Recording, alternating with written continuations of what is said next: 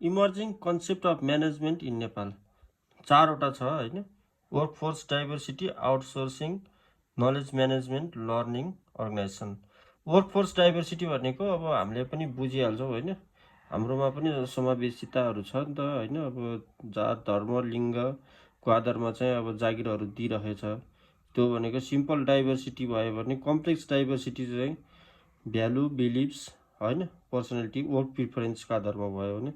Outsourcing भनेको अब जस्तो हाम्रो अफिसमा चाहिँ ठ्याक्कै मान्छे लिने, बाहिरको मान्छे लिने के अर्को अर्गनाइजेसनमा काम गरेको मान्छेहरू लिने हैन। यसको चाहिँ के भन्छ भने फाइदा घाटा दुइटै छ हैन। अब घाटा चाहिँ के हुन्छ भने कम्पोनेन्टको सिक्रेट्सहरू चाहिँ उसले अब थाहा पायो बाहिरको मान्छेले, हिडन कस्टहरू हुन्छ हैन। अनि डाटाहरू पनि अब के हुन्छ त लिक हुनसक्ने सम्भावना हुन्छ, गोप्य सूचनाहरू लिक हुन सक्ने हुन्छ। तर के फाइदा चाहिँ के हुन्छ भन्दा क्वालिटी हामीले प्राप्त गर्न सक्छौँ हैन। अनि सेयरिङ अफ रिस्क पनि सेयर हुन्छ। अब अर्को नलेज म्यानेजमेन्ट छ। यसमा चाहिँ 5वटा प्रोसेस छ हैन।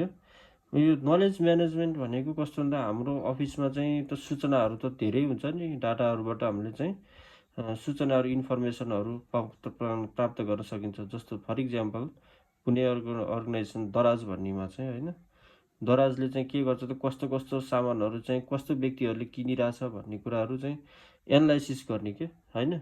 त्यसबाट चाहिँ हामीले गर्न सकिन्छ। Collecting of knowledge, organisation of knowledge, refining of knowledge, dispersion and utilisation of knowledge हैन।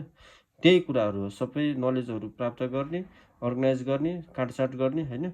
अनि डिसिमिनेट गर्ने भनेको नलेजलाई चाहिँ अरू व्यक्तिहरूलाई चाहिँ दिने, यस्तो कुराहरू पर्छ हैन। अब लर्निङ अर्गनाइजेसनमा भनेको चाहिँ acquire knowledge and adjust the new business challenges according to environment.